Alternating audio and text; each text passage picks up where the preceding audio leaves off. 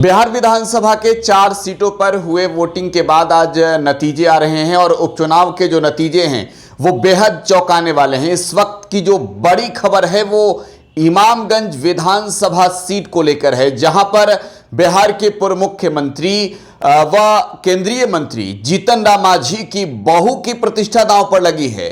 जीतन राम मांझी की बहू दीपा मांझी उपचुनाव में हिंदुस्तानी अवाम मोर्चा की उम्मीदवार है और इस वक्त पहले राउंड की गिनती जो है वो खत्म हो गई है। पहले राउंड की गिनती में आरजेडी के उम्मीदवार सबसे आगे चल रहे हैं। बड़ी खबर इस वक्त की आपको दे रहे हैं। राष्ट्रीय जनता दल के उम्मीदवार इमामगंज विधानसभा सीट से राजेश मांझी उर्फ रोशन मांझी जो है वो काफी आगे चल रहे हैं और दूसरे नंबर पर अगर आप देखें तो जनसुराज के उम्मीदवार जितेंद्र पासवान हैं।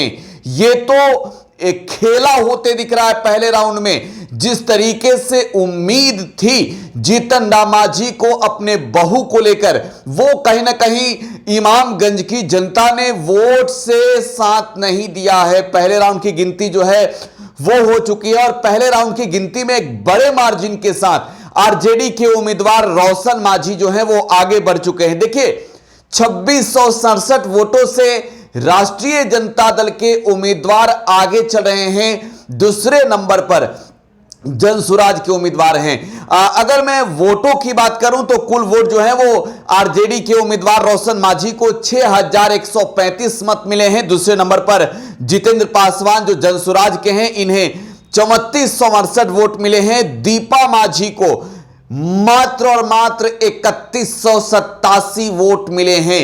2667 वोटों से जो है वो राष्ट्रीय जनता दल के उम्मीदवार आगे चल रहे हैं।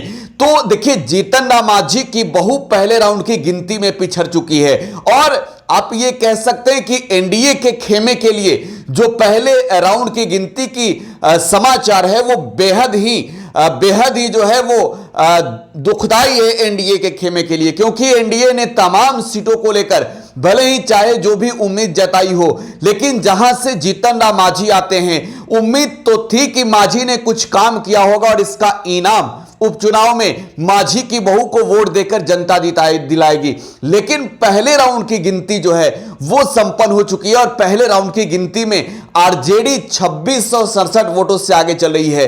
यहां पर उदय नारायण चौधरी चुनाव लड़ा करते थे, लेकिन इस बार तेजस्वी यादव ने जो है वो एक बड़ा बदलाव कर दिया और हालांकि ये खबर भी आई कि उदय नारायण चौधरी ने इच्छा नहीं जताई है इस उपचुनाव में चुनाव लड़ने की, लिहाजा रोशन मांझी को मैदान में उतारा, एक नए चेहरे को मैदान में उतारा और मैदान में उतरकर आरजेडी के उम्मीदवार ने जो है वो कहीं ना कहीं वहां पर बड़ा खेला किया है।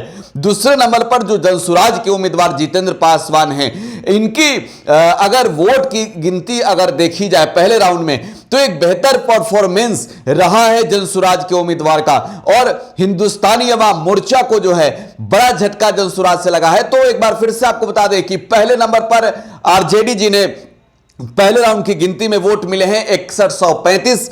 दूसरे नंबर पर जितेंद्र पासवान जनसुराज के जिन्हें वोट मिले हैं 3468। तीसरे नंबर पर दीपा मांझी हिंदुस्तानी अवाम मोर्चा से जिन्हें वोट मिले हैं 3187। मतगणना केंद्र के बाहर तमाम जो कैंडिडेट हैं उनके समर्थकों की भारी भीड़ और इस बीच एक लगातार जानकारी हम आपको दे रहे हैं। आप टुडे बिहार न्यूज के साथ बने रहे। गया से आशीष एक अपडेट जारी कर रहे हैं। धन्यवाद।